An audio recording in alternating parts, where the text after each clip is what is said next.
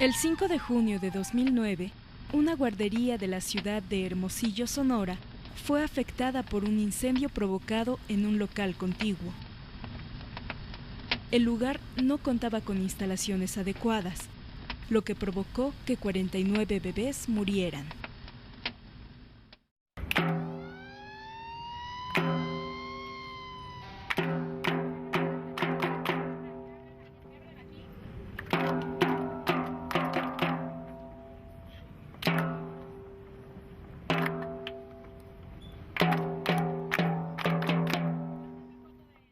Cuatro años después de la tragedia, los padres de los niños no habían conseguido que se castigara a ninguno de los responsables.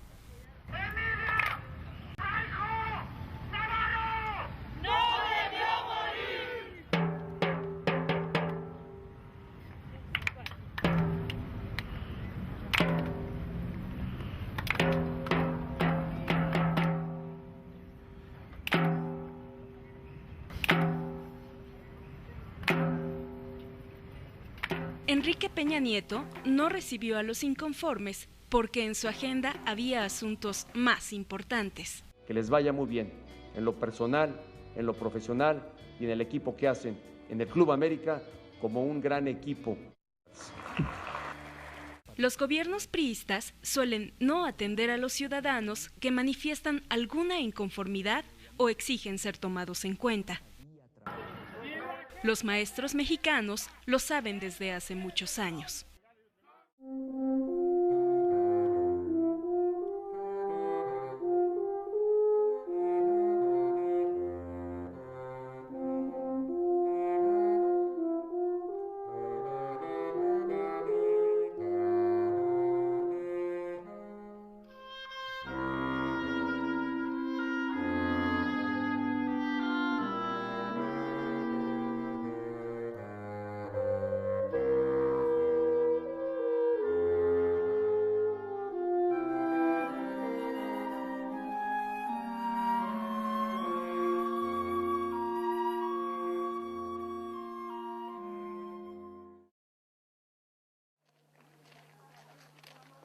En México, 52 millones de personas viven en condiciones de pobreza y desde 2013 el número de los que viven en pobreza extrema aumentó de 10 a 13 millones.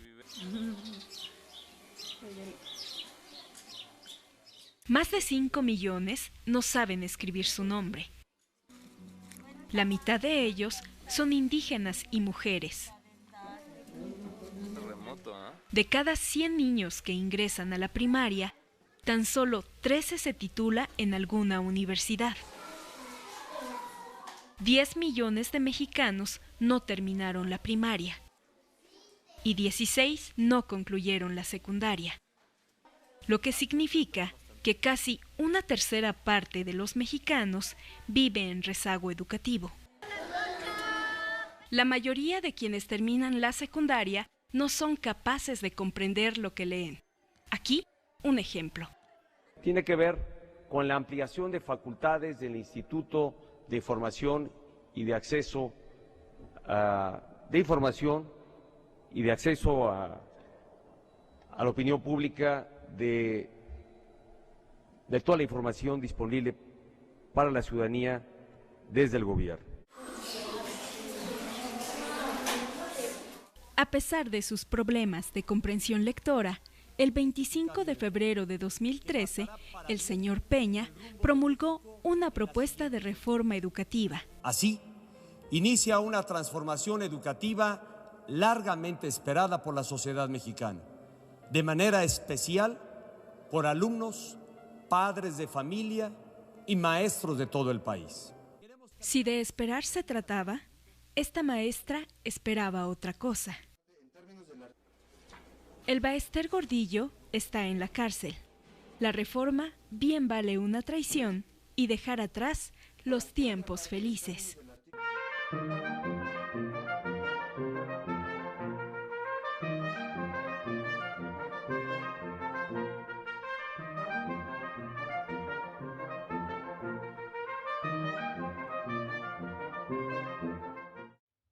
Mientras tanto, Sus viejos secuaces la abandonan y sus adversarios salen a la calle.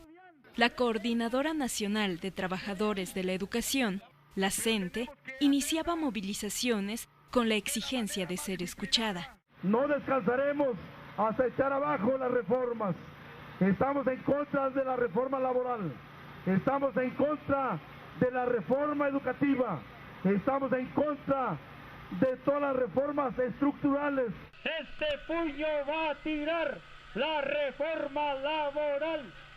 La reforma educativa es vista por los maestros como una amenaza. Es una reforma llamada educativa, que en realidad es una reforma laboral, ¿sí? Porque su función fundamental, todo el peso de la Ley General del Servicio Profesional Docente, no va orientada a cambiar los planes de estudio, a mejorar la infraestructura, a plantear un propósito distinto de la educación en el país, sino que está fundamentalmente orientada a modificar la situación laboral de los trabajadores, controlarlos mejor e incluso llegar a situaciones por el mecanismo de vigilancia que se crea y las facultades unilaterales y discrecionales que tienen las autoridades con esta nueva ley, pues un estado de vigilancia tremendo. ¿Cómo es posible que puedan hacer una reforma educativa sin considerar a los maestros? Finalmente ellos son los especialistas en la educación.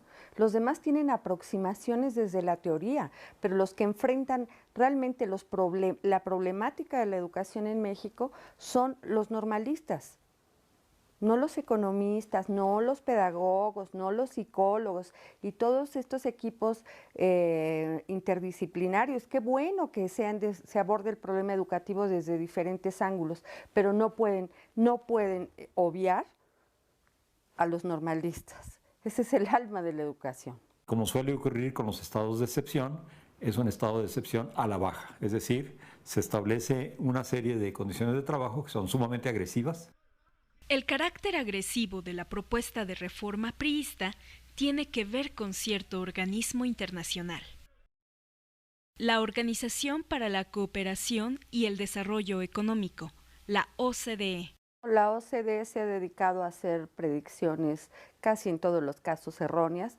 Simplemente recordemos que en 1994, a finales, antes de una de las crisis más grandes que ha vivido México en los últimos tiempos, se referían a las reformas y al Tratado de Libre Comercio que comenzaba a entrar en vigor en los siguientes días como el milagro mexicano. La economía mexicana era la más sólida de todo el orbe. 2 meses después estábamos en un colapso financiero. Ese es más o menos el tipo de predicciones que hace la OCDE. Conocida como el Club de los Países Ricos, la OCDE agrupa a 34 estados nacionales, entre ellos México, que no es un país rico. No obstante, es motivo de orgullo nacional que el presidente de la OCDE sea don José Ángel Gurría, en su tiempo colaborador cercano de Carlos Salinas. Al señor Gurría le gusta que se haga la voluntad del neoliberalismo en las milpas de sus paisanos. Esto es verdaderamente un hecho que linda en el genocidio silencioso. Digo silencioso porque morirse de hambre no es tan dramático como para caerse en un minuto. El jubilado forjó el México que actualmente ellos están viviendo y no es correcto que nos tengan así con un sueldo de hambre. Mientras los jubilados protestaban por las cantidades que recibían en 1999, Gurría se obsequiaba una generosa pensión desde antes de cumplir los 50 años de edad, unos 40,000 pesos al mes, nada más. Tras el ascenso del panismo, prácticamente se le confirió un cargo en Europa y en París fue fuertemente criticado a su llegada porque pensó que estaba en México, que podía remodelar la sede, gastarse una fortuna, contratar a su hija, llevar a la gente que tenía en la Secretaría de Relaciones Exteriores y fue fuertemente cuestionado en Europa por estas prácticas.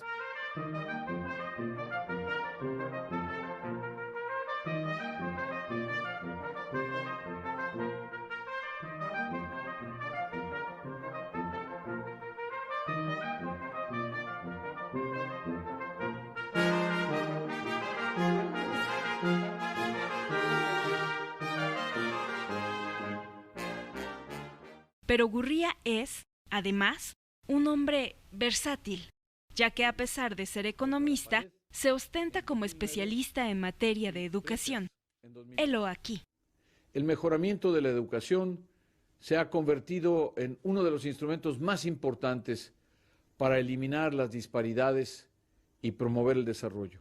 Las opiniones del señor Gurría pesan más que las de millones de mexicanos. Antes los gobiernos, Lázaro Cárdenas, todavía Ávila Camacho, reflexionaban respecto a la conducción de la educación teniendo como interlocutores a las grandes organizaciones populares, es decir, los sindicatos, las confederaciones obreros campesinas. Con ellos se discutían elementos importantes de la política educativa. Es un hecho asentado, pues, históricamente. Y ahora, décadas después, tenemos que los conductores de fondo de la educación en México es la Organización para la Cooperación y el Desarrollo Económico, porque sus recomendaciones son seguidas de manera literal muchas veces. Esto es el corolario de un proceso que se inició con la llegada de los panistas a la presidencia de la República. De hecho, ellos son la punta de lanza de determinados grupos que simpatizan con cierto tipo de reformas. Entonces, estuvieron durante muchos años insistiendo en que había que estandarizar la educación en México. En principio uno diría, bueno, sí, habrá que estandarizarla, pero ellos parten de un concepto empresarial, porque ellos hablan de mejorar la calidad educativa. ¿Y quién nos dice qué es la calidad? Ellos mismos no han definido a qué se refieren con calidad, que es un concepto netamente empresarial. Hoy les venimos a decir que estamos buscando el diálogo y que queremos regresar a las mesas para seguir planteando nuestras denuncias y nuestras propuestas alternativas.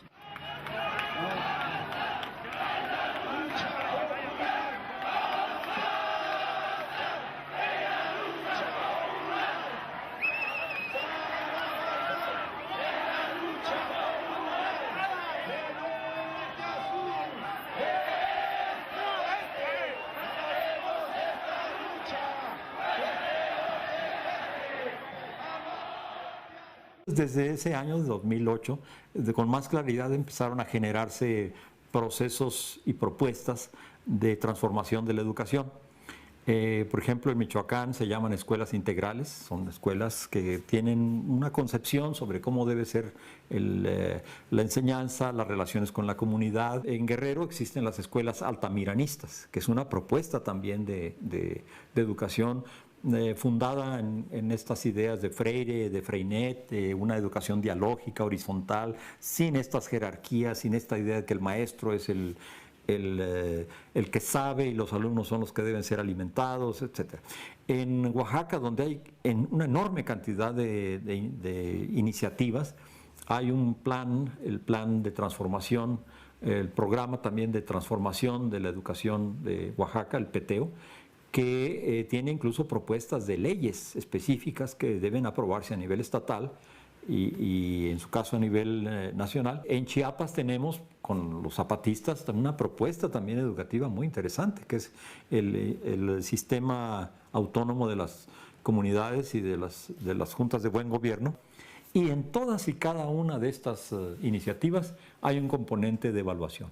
Muchas veces no es formal, o sea, no se dice, bueno, ahora vamos a evaluar, pero como tienden a tener una vida colectiva muy importante con los maestros, se generan ahí balances, les llaman, que son en realidad evaluaciones de cómo va el proyecto, cuáles son los problemas que se están encontrando, qué están haciendo. Un día vemos su rostro en un cartel, acicalado y sonriente, rodeado de frases prometedoras. Una vez que consigue el voto de los incautos, no se le vuelve a ver por su distrito. Ya como diputado, vota en favor de una reforma educativa que no comprende o que no leyó. ¿Cuáles son los conocimientos que ellos tienen en materia educativa? Ellos no son expertos en materia educativa, por supuesto que no. Si uno hace una revisión, bueno, si algunos de ellos a duras penas saben leer, les hicieron una encuesta recientemente sobre los libros que habían leído en su vida. La que mejor sale evaluada cita libros y no sabe quiénes son los autores. Y bueno, esos son los diputados. Entonces, realmente ceden a las presiones partidistas, ceden a las presiones de la oligarquía mexicana, pero de ninguna manera están totalmente divorciados de la ciudadanía. Pero a veces, los diputados se encuentran con sus electores.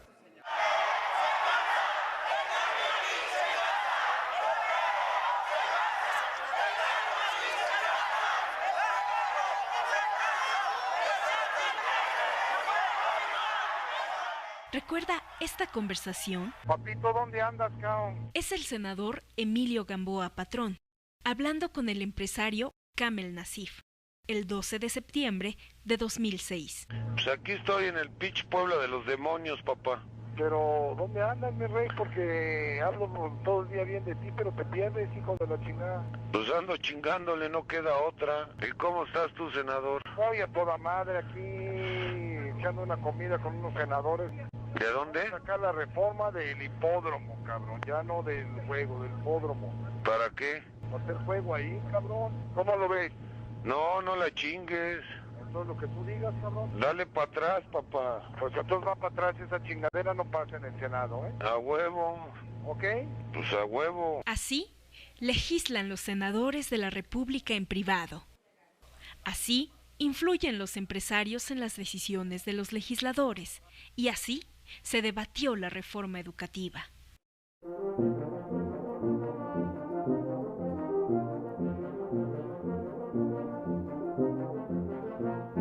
Así se le dio para atrás al artículo 3º constitucional, papá. Dale para atrás, papá. Pues entonces va para atrás, esa chingadera no pasa en el Senado, ¿eh? A huevo. Por ejemplo, el presidente Peña Nieto hace las reformas, los diputados lo aprueban como si fuera algo de comer, ¿no? 5 minutos y está aprobada tu reforma. Cuando el deber y el trabajo de los diputados es analizar y defender al pueblo, porque a eso los pusimos, eso es su trabajo de ellos, más se ponen en contra.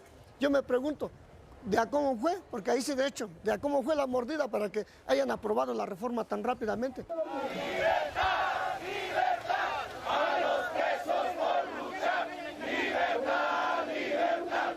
¡A los presos por luchar! El conflicto magisterial prosigue. Los profesores continúan exigiendo ser escuchados y el gobierno federal empeñado en ignorarlos. El tono de las protestas sube. El linchamiento también. Los maestros de la CENTE instalaron desde muy tempranito un bloqueo a los accesos todos en San Lázaro. Y con esto estamos defendiendo la educación pública en México. Hoy fue un día de caos en la Ciudad de México, verdadero caos, 2 manifestaciones de maestros. Que se pongan a trabajar y que demuestren realmente que desquiten lo que están ganando, lo que perciben. ¿Cuánto dinero se está perdiendo precisamente por estos imbéciles, que son auténticos delincuentes disfrazados de maestros? ¿Qué hacemos con 1,5 millones de ignorantes que pretenden ser los profesores de las nuevas generaciones de mexicanos? Otra jornada de caos para millones de capitalinos. Para irnos está difícil. No nos dejan pasar y si se nos complica, ahorita tengo que llegar a entregar unas cosas del trabajo y no he podido muchísimo llegar. Porque no hay transporte, tenemos que caminar hasta la glorieta de Insurgentes y luego ahí se hace la aglomeración. Ciudadanos que expresaban su inconformidad por las manifestaciones de la CENTE fueron agredidos por maestros que no quieren ser evaluados. No obstante, mientras los medios criminalizan a los maestros, la influencia de un grupo empresarial en la reforma educativa se hace cada vez más evidente.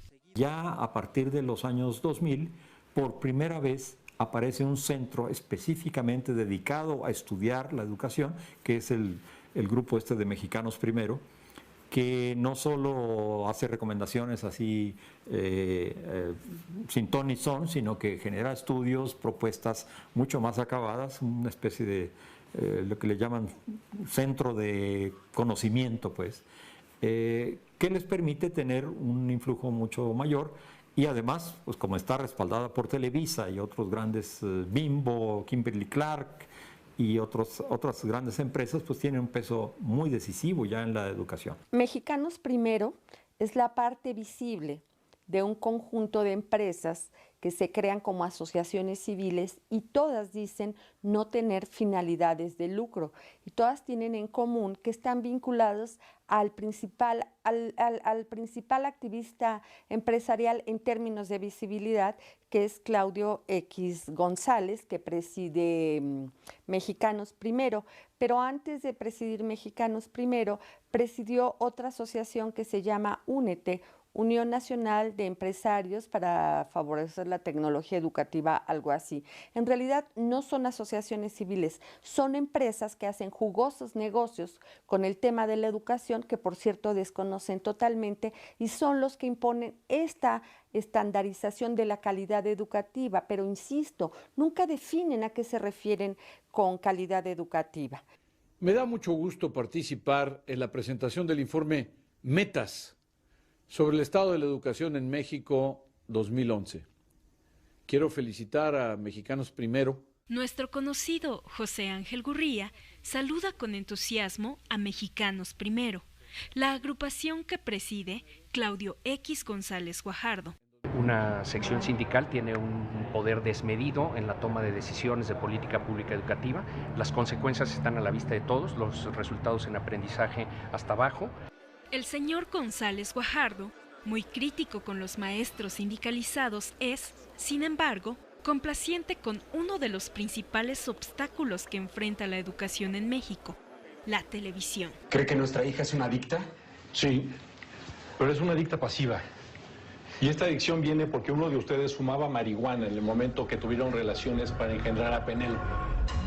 Esto es un absurdo. Un estudio publicado en 1981 da cuenta de que la mayoría de los niños que cursaban primaria en zonas urbanas pasaba cada año 540 horas más frente al televisor que en el aula escolar. A eso se debió que los niños respondieran correctamente al 73% de las preguntas relacionadas con los contenidos de la televisión y únicamente al 38% de las que tenían que ver con los conocimientos impartidos en la escuela. Algunos pensadores contemporáneos, como el investigador Giovanni Sartori, sostienen que la actividad de la televisión está atrofiando la capacidad de entender de los espectadores. No obstante, las propuestas de Mexicanos Primero no contemplan cambio alguno en la programación y contenidos de la televisión, un medio que sirve al mejor postor. Aquí un ejemplo. En 2009, Televisa firmó un convenio con el Baester Gordillo para producir el programa de entretenimiento Todo el Mundo Cree que Sabe. El sindicato, dirigido por la maestra, entregó a esa empresa 750 millones de pesos provenientes del erario para financiar una emisión que elogiaba a los maestros y a la escuela pública. Los maestros del Sindicato Nacional de Trabajadores de la Educación fomentan el respeto y la integración educativa en beneficio de los niños con necesidades educativas especiales. Claudio X González Guajardo, hoy enemigo del sindicalismo magisterial, era entonces presidente de la Fundación Televisa y se entendía muy bien con esta señora.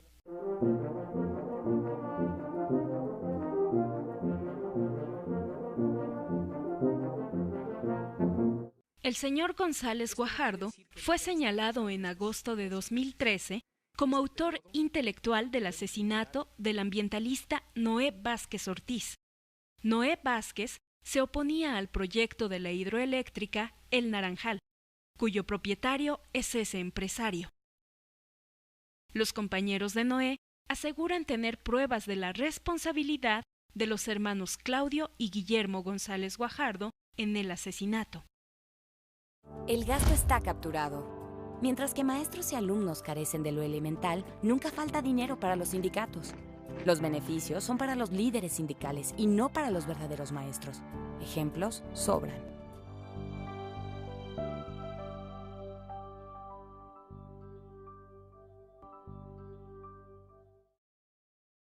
No es cierto que estamos en contra de una modificación de nuestra educación en México. Estamos a favor de la evaluación, estamos a favor de la reforma, pero una reforma que sea construida con la participación de los hombres y mujeres que damos la lucha en las aulas, en las escuelas, en los estados, en las regiones de nuestro país.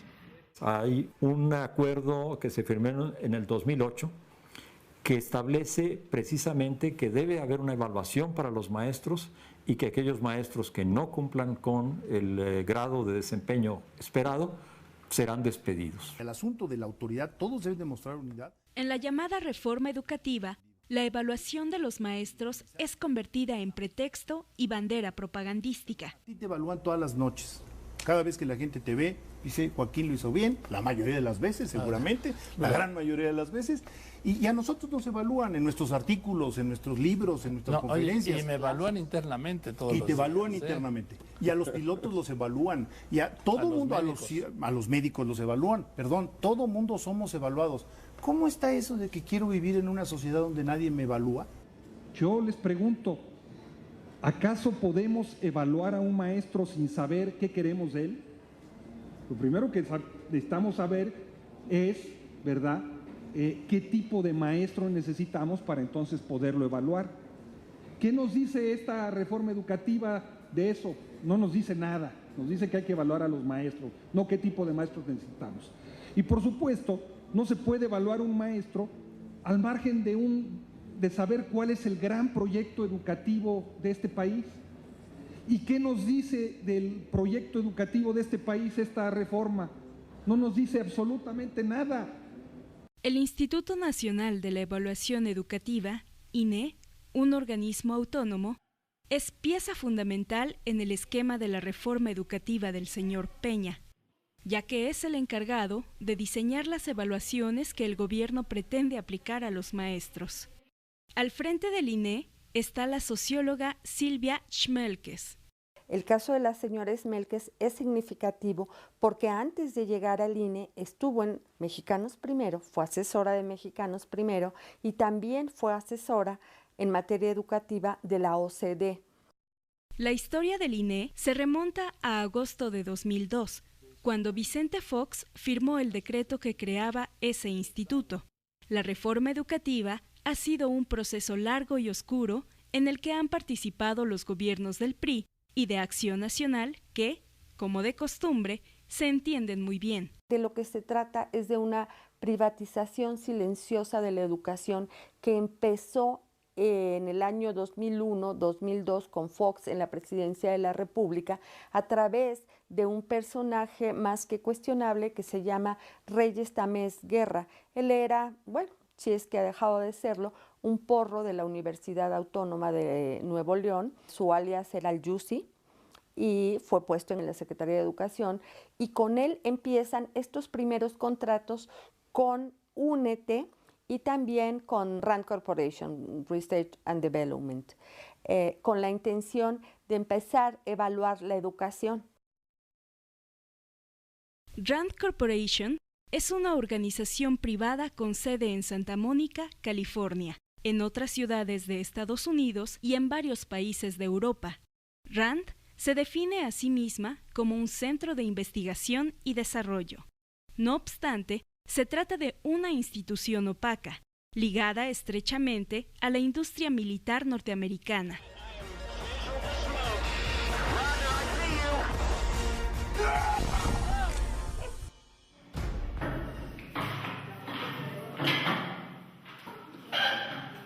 Entonces les dicen, bueno, ustedes lo que necesitan es una mejora en la calidad. Nosotros les podemos hacer el diagnóstico, ustedes nos van a pagar el diagnóstico, pero además nos van a entregar información de las escuelas y de los profesores. Eso es lo que hicieron y se les pagó ampliamente. Quien instrumentó, la representante de Rand Corporation en ese momento, en el primer convenio que tiene la SEP con Rand, es Lucrecia Santibáñez. Lucrecia Santibáñez, una economista con estudios en educación, figuró como coordinadora de Rand Corporation en el contrato que la Secretaría de Educación Pública firmó con esa organización en junio de 2004. Un acuerdo para evaluar el programa de carrera magisterial, que costó al gobierno mexicano más de 2 millones de pesos.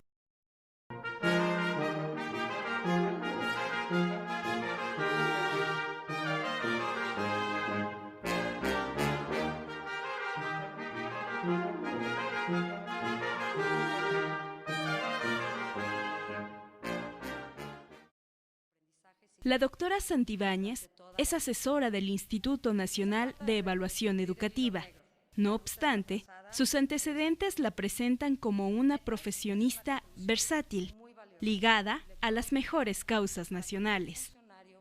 Primero está en el CIDE, después está en Rand Corporation, después está en Únete, después está en Mexicanos Primero y después está en Clase, es decir, todas estas organizaciones colaterales para dar la apariencia de que son muchas organizaciones las que están apoyando esta cuestión educativa, pero muchas de estas cuestiones, muchas de estas asociaciones no tienen ningún movimiento en sus páginas y simplemente fueron creadas para apoyar esta privatización de la educación. Aquí, Lucrecia Santibáñez, pontificando sobre educación. En la escuela no se aprende lo suficiente porque según lo que se expone en Metas, y esto para mí fue particularmente impresionante, los alumnos de secundaria tienen 562 horas efectivas de clase al año, comparado con 710 horas en Estados Unidos, 875 horas en Francia y casi 1.200 horas en Corea y Finlandia. Santibáñez no sabe de lo que habla. El modelo educativo finlandés destina aproximadamente el mismo número de horas en el aula que el que se aplica en México. El tiempo que los niños pasan en la escuela no es un asunto relevante en el mejor sistema educativo del mundo, como lo explica la experta finlandesa Emilia Ahvenjärvi. En Finlandia no se dedica más horas lectivas o más horas al estudio que en otros países. El promedio en la escuela básica obligatoria son 24 horas a la semana.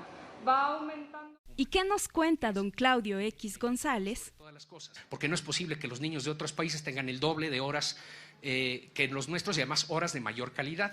Entonces necesitamos jornada completa, necesitamos un año efectivo de 200 días, no como los crímenes que ya mencioné en Michoacán y en Chiapas y en Oaxaca. ¿De veras, don Claudio? El éxito educativo finlandés no se basa en criterios empresariales, sino en un sistema igualitario y gratuito, financiado por el Estado. Un modelo en el que se da gran importancia a la participación de los expertos. Además, se basa en la confianza en los alumnos y profesores, por lo que las evaluaciones tienen poca importancia.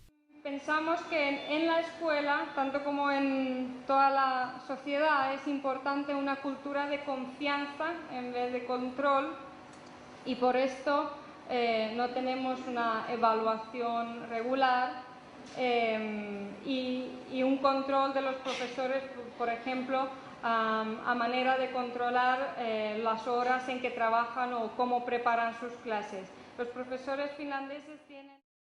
Así es. El mejor sistema educativo del mundo funciona exactamente al revés de lo que propone la reforma del señor Peña y sus aliados. Yo les señalo tres grandes problemas de los cuales podemos hablar más a profundidad y seguir con la lista. El primero, el problema del rezago educativo. Bueno, ¿cuántos mexicanos realmente han terminado su secundaria? 6 de cada 10. ¿Qué dice esta reforma de ese rezago? No dice una sola palabra. Eso es un problema como si ya estuviera superado. Segundo gran problema, el problema del analfabetismo. Casi 7 millones de mexicanos mayores no saben leer y escribir. ¿Qué dice esta reforma sobre el analfabetismo? Nada, ni una palabra. Tercer gran problema, el problema de la inequidad educativa. La mayor cantidad de recursos destinados a la educación pública se concentran en las zonas más ricas del país y a las zonas más pobres se les deja abandonadas. No obstante, el teatro mediático continúa sustituyendo a los verdaderos argumentos en materia educativa. Son ustedes los primeros niños de todo el país que están recibiendo esta computadora. Vino el presidente para darnos nuestra laptop, pasó a nuestros salones para ver qué cosas nos iban a explicar, cómo las íbamos a ir manejando. El plantón indefinido de maestros ha convertido al Zócalo en un verdadero cochinero. A diario generan toneladas y toneladas de basura. Imagínate dónde hacen del baño, dónde están yendo a los baños, no creo que van a estar Entonces, gastando ahorita en la calle, lo que hay es una terrible molestia. ¿Por qué? Porque además los símbolos de la República, y el lenguaje simbólico nuestro es muy importante, han sido pisoteados. Mientras la ciudad estaba de cabeza y muchos no llegaron a tiempo a su trabajo, los profesores se manifestaban como si estuvieran en un día de campo. En los países los retiran, en todos los países los quitan. Y aquí estamos, mi querido Enrique, por supuesto, entre empujones y amenazas, parte de las movilizaciones. El único objetivo es tener la información en el momento, la mejor imagen para nuestro amable auditorio de Cadena 3 Noticias, y lo estamos logrando, mi querido Enrique. Aquí continúan las movilizaciones por parte de los maestros, que no recibieron una respuesta favorable para ellos, nuevamente generando severos conflictos vehiculares, actos de violencia, y es parte de lo que estamos viviendo en este momento, mi querido Enrique, y estaremos informando. Una gran disculpa de verdad a la Ciudad de México. Sí estamos afectando y reconozco que estamos afectando las vías, pero no hay otra manera, no hay cómo. No hay, si nos fuéramos al Estado, tendríamos que arreglar solamente con el gobernador del Estado, y este es un asunto nacional por lo que estamos aquí. La educación es ya demasiado importante para dejársela a los maestros y para dejársela a los gobiernos, y que debe pasar a ser un apéndice pues, de las actividades, de la visión del mundo que tienen los empresarios. Claro, en ese camino se interponen maestros, el maestro mexicano, que es un maestro pues con una constitución ideológica, con un papel histórico muy distinto a este sueño de la educación, y es donde surge este conflicto. Es claramente un conflicto de clases sociales. Es septiembre de 2013. Las protestas magisteriales han arreciado.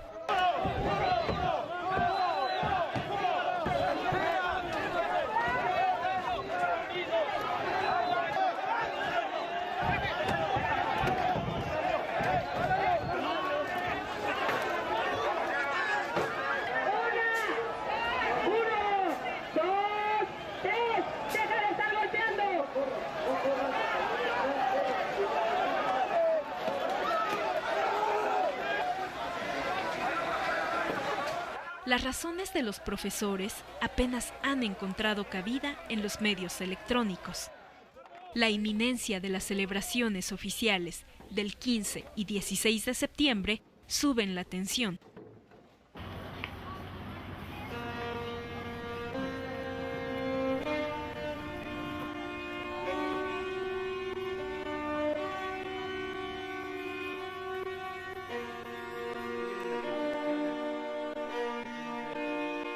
El Zócalo capitalino es convertido en el símbolo del conflicto.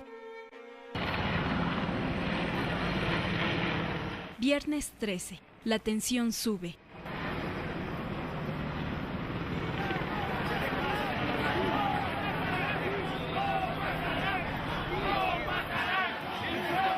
El gobierno del Distrito Federal intenta negociar con los dirigentes magisteriales. El primer punto que nosotros planteamos es dispensar los vuelos de los helicópteros, evitar confrontaciones y detener a sus contingentes que ya se encuentran en algunas bocacalles. Algunos maestros abandonan el Zócalo. La crispación aumenta. Mis compañeros no se están retirando, mis compañeros se están reorganizando nada más para poder hacer una resistencia pacífica. Hay infiltrados que tratan de provocar, ¿para qué? Para echarle la culpa al magisterio. Nos dijeron que podíamos pasar por acá. ¿Qué pasa?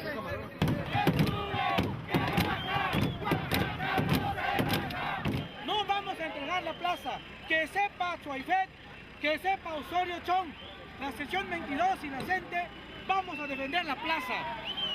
16 horas con 15 minutos. El desalojo inicia.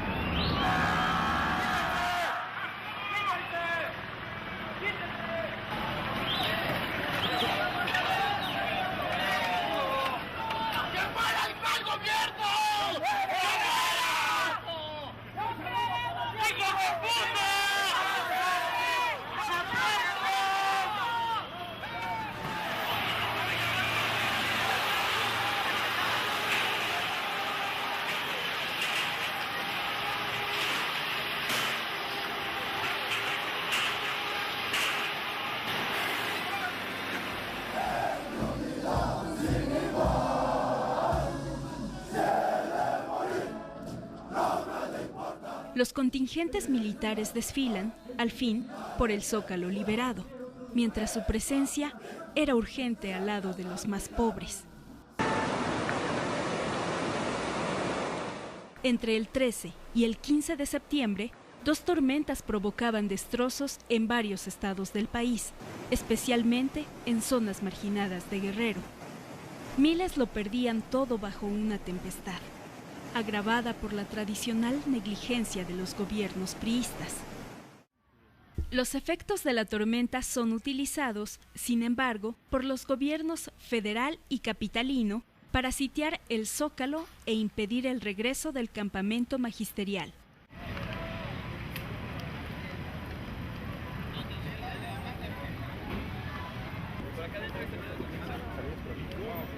La plaza, entregada a Televisa, es convertida en escenario de un espectáculo a costa de los mexicanos en desgracia. Las estrellas de Televisa ocupan el corazón político del país. Y Miguel Mancera se destapa como nueva adquisición de la oligarquía autóctona. Los maestros acampan al pie del monumento a la revolución.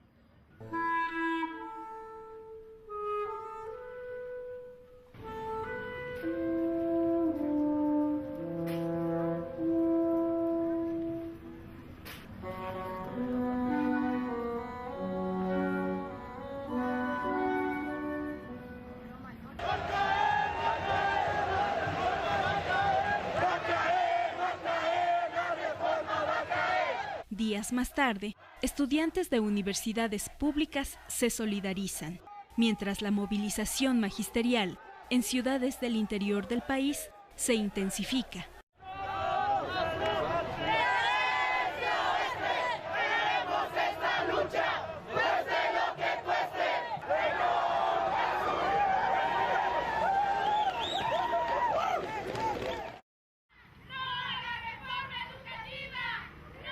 Los primeros efectos de la reforma educativa se hacen sentir.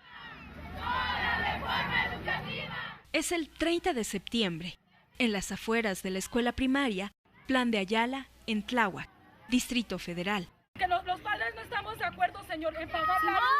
El teléfono, el internet, cuando no podemos, decían que la educación era gratuita y laica, y ahora cómo vamos a pagar 20,000 pesos de luz y agua y internet, no nos vamos a dejar ya. Una protesta y una novedad. La llegada de un recibo por suministro de agua, nada más 20,000 pesos, y de otro de electricidad por 14,000. En suma, 34,000 pesos que ahora tendrán que pagar los padres de familia gracias a la reforma educativa. Porque si esta escuela se privatiza, nosotros no nos vamos a poder regresar. O sea, lo vamos a pedir limosna para comer, lo que sea, pero aquí vamos a estar. ¿Estamos? Si se puede, vamos a queremos que nos manden un la oficio desde más arriba. Hasta mañana. Conste que no nos van a quitar a nuestros maestros y aquí nosotros queremos a nuestros maestros. El pueblo ya está sufriendo las consecuencias de la reforma tanto educativa como todas las reformas que está aplicando el gobierno. Le digo, con lo que respecta a la luz, pues ya lo está aplicando. Quiere decir que la comunidad pues ya va a estar pagando la energía eléctrica, entonces sí, afecta a todos, pues. El gobierno de la República trabaja para construir un México próspero. El titular del Ejecutivo cumple 10 meses evitando el diálogo con los profesores mexicanos. No obstante, para el fútbol, don Enrique siempre tiene tiempo.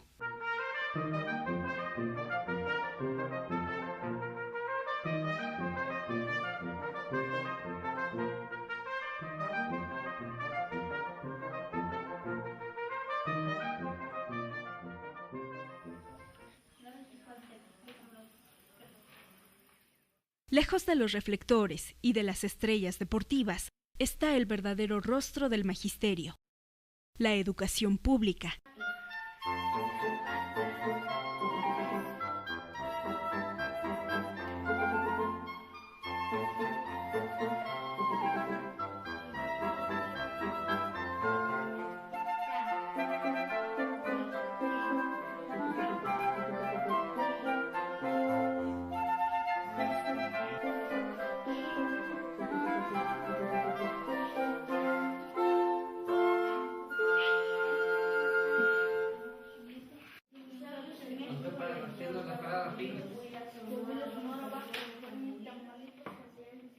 Bueno, con base al trabajo y las herramientas, pues falta mucho, tanto para los niños de sexto grado, estamos trabajando con lo que es la nueva reforma. La nueva reforma nos marcan lo que es las páginas de internet, trabajar con computadora, bueno, equipos con tecnología más que nada. Contamos con el internet, pero no es el adecuado, no abren las páginas que nos indican los libros. Tanto para el maestro, no tiene uno los libros para trabajar con los alumnos. Como siempre, hay que sacar las actividades previas de los niños y pedir en prestado un libro para que nosotros podamos trabajar. Las escuelas le faltan muchas cosas para que esté bien. Una escuela, pues la escuela de abajo ya ve que cómo está, no tiene ni baño. Los niños tienen que andar corriendo a sus casas para que vayan al baño. O maestros, porque según ahorita nos comentan que para este año que viene nomás va a haber un maestro para todos los grados, de primero hasta quinto, porque sexto no va a haber. Se rompen los vidrios de las ventanas y se necesita eso. O pintura.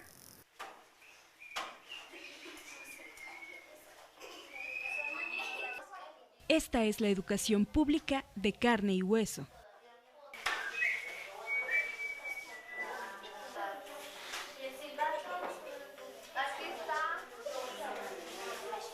La realidad de los maestros que, cuando se rebelan, son linchados por los voceros del poder económico.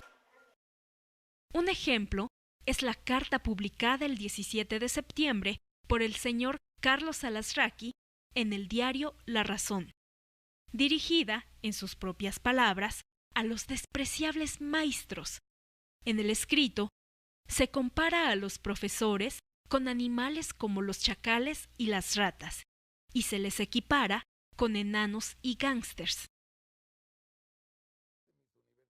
El señor Alasraqui es amigo de personajes tan honorables como Roberto Madrazo, Arturo Montiel, Manuel Briviesca Sahagún y Carlos Ahumada. Durante los últimos días de agosto, la revista Letras Libres publicó un texto sobre esta clase de expresiones en las redes sociales. Aquí un par de ejemplos. Si mañana llego tarde a mi clase por la bola de indios gatos de la CENTE, mato a sus hijos y violo a sus culeras esposas. No, mejor las mato. Ojalá bañaran en gasolina y les aventaran un cerillo a los del CENTE. Malditos indios mediocres. El gobierno del señor Peña y los medios de comunicación que le son afines pueden estar satisfechos.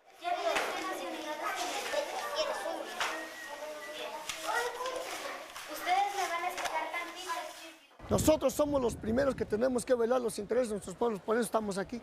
Y estamos de acuerdo de seguir y seguiremos en lucha hasta lograr nuestro propósito. Las escuelas siguen siendo lugares donde se vota, lugares de centros de acopio, albergues, etcétera. ¿Por qué? Porque cumplen una función social, como lo son los maestros.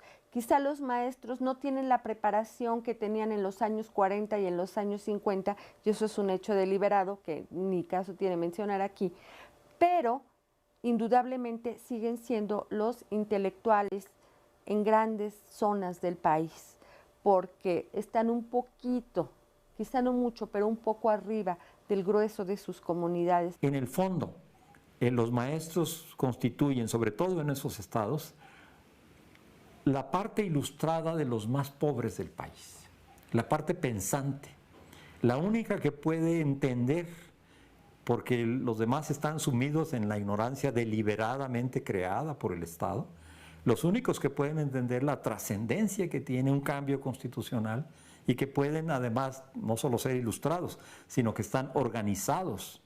Y no solo organizados, sino que tienen experiencia. Y no solo tienen experiencia, sino que tienen disciplina y una capacidad de sacrificio que no tiene la clase media.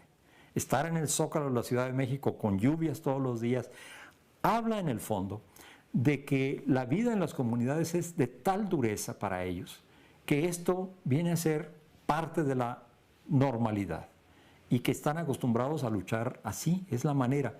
Y ante esta determinación de lucha, la reacción del empresariado, la reacción de la élite es de una incomodidad a fondo, radical. Si nos critican y si nos mientan la madre, porque es lo que han hecho cuando tomamos las calles, es por la ignorancia, es porque no saben realmente cuál es el motivo en que estamos aquí. Yo los invito a que reflexionen y que se unan a nosotros. No hay otra salida más que el pueblo tiene que estar organizado y unido para poder echar abajo cualquier reforma que nos afecta a todos, porque la reforma educativa no solamente afecta a los maestros.